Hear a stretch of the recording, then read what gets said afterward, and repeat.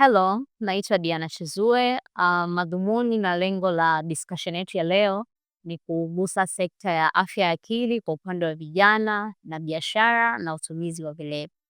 Leo nipo na rafiki yangu Davis ambaye naye atatupa mtazamo wake, tupate kujua mawili matatu kutoka kwake. Karibu Davis. Yeah, my name is Davis Booker.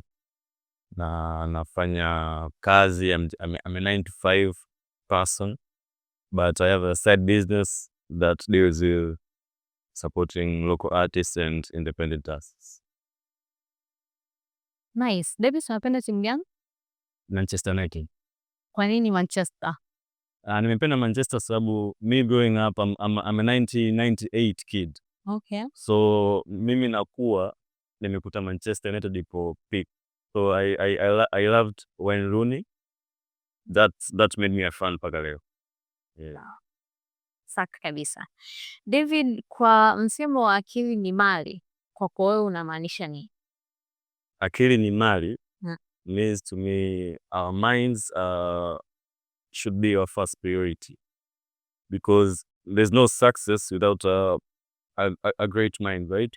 Yeah, so kwangu mimi akili ni mali means our minds ni kila kitu kwenye maisha yetu, because everything else inaanzia kwenye state of mind. Kama utakuwa positive, your life will be itaonesha in the same way. Kama utakuwa negative, it will be in the same way. So for me, akili ni mali is our minds should be our first priority. Okay.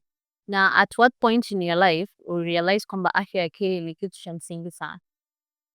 I remember it was back in 2019. I went through a breakup, you know. Yeah. So I had time to myself, and within that period nikaelewa my mental health affected my last relationship. So if I'm not straight in my head, nothing else will work. Being in relationships, in life, in everything. So it was in 2019 and 2020 when I lost my dad. Oh, I'm very Yeah. sorry for your loss. Okay, Davis, umesema pia unafanya biashara na unafanya kazi. Wewe kama kijana, ni vitu gani unafurahia kwenye kazi au kwenye biashara yako?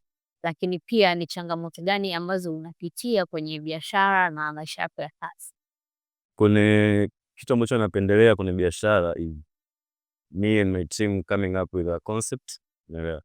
Tunaisimamia na ina come out as we expected, but not judging it was it a success or was it a failure. Unaelewa, the fact that naweza nikakaa na watu tuka kama kuna concept tukaisimamia na ikafanya ikaonekana, it means a lot to me. And challenges zipo to stress, unaelewa, about work, maybe umeshindwa kuachieve this from your previous goal and all that. Okay.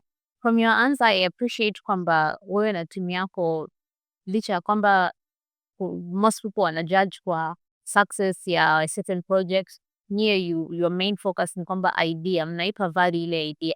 Sababu I feel like vijana wengi sasa hivi tumewekwa kwenye ile kona ya watu wanaogopa ku-speak up their thoughts, unaona?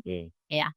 Ambako pia kupitia maisha yako ya kila siku, jamii, kazi, biashara, ni changamoto gani za afya ya akili unahisi vijana wengi wanapitia au wewe mwenyewe umepitia kwa kipindi hichi? Vijana wengi I think asilimia kubwa ni stress. Na stress inatokea wapi? Inabidi tujue sasa the problem is stress inatokea mostly, naona inatokea kwenye financial problem.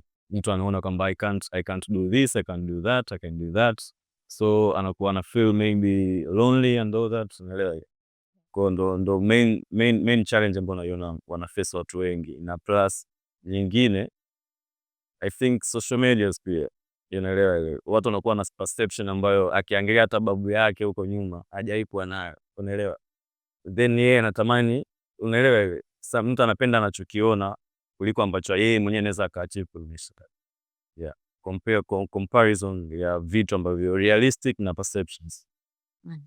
Yeah. Dalili zipi ulivyoanza kuziona ndo zikakufanya ujue kwamba hapa sasa hivi napitia changamoto ya afya ya akili?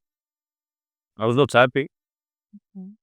Pia life haipo kama ambavyo routine, maybe ushazoea asubuhi nitafanya mazoezi, unaelewa, then my day itaanza hapo, inaanza sana badilika, maybe unafikiri mpaka saa 3 au nitaenda mazoezini saa 12, unaelewa.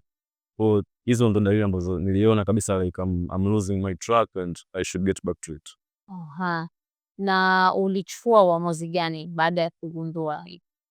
Uamuzi wa kwanza, I consulted my parents, unaelewa, kwa sababu I think the main issue was me na parent wangu. Kwa hiyo nikamconsult, unaelewa, sababu we need mentors in life. Yani you have to have someone ambaye you look upon, unaelewa. Kwa hiyo napata tatizo langu mimi, when I presented to him, it was just a normal issue. Kwa hiyo that was the starting point. Yeah. Kwa kusema kwamba ilikuwa ni normal issue, yani kwamba mzazi pia alichukulia kwa uzito ambao present. Okay. That is good, kwa sababu vijana wengi wapo ambao wanapitia changamoto ya akivoice out opinion yake, sio rahisi waliomzunguka waubebe kwa uzito ambao yeye anakuwa present. Finally, ungependa watazamaji kuambia nini kwa hii discussion tuliyokuwa nayo? Ni nini ungependa ndo waondoke nacho kwenye haya mazungumzo? I think people should speak out. Kama unajihisi something, unaweza kumwambia hata your close friends, unaelewa, at least inakupa relief ya akili, ya kila kitu, unaelewa. Kwa the first thing is reaching out, communication. Pia people should do therapy. It's not a bad idea, unaelewa. People should find mentors, unaelewa, not just IG mentors. I know that watu ambao wapo halisia, unaelewa. It can be your dad, it can be your uncle, everyone. Unaweza kupata professional. I think people should just learn how to communicate kwanza within themselves na watu wengine. Nice. Yeah. Well, mpenzi mtazamaji, kama unavyoona Davis amejaribu kutuelezea kwa upana na kwa kupitia experience yake juu ya afya ya akili na changamoto ambazo yeye kama kijana na vijana wengine wanapitia. Cha msingi kama alivyosema Davis, ni kukumbuka kwamba ni vizuri ku voice out your opinion, ni vizuri ku voice out your problem, that way you are seeking help mapema kabla mambo hayajawa sideways.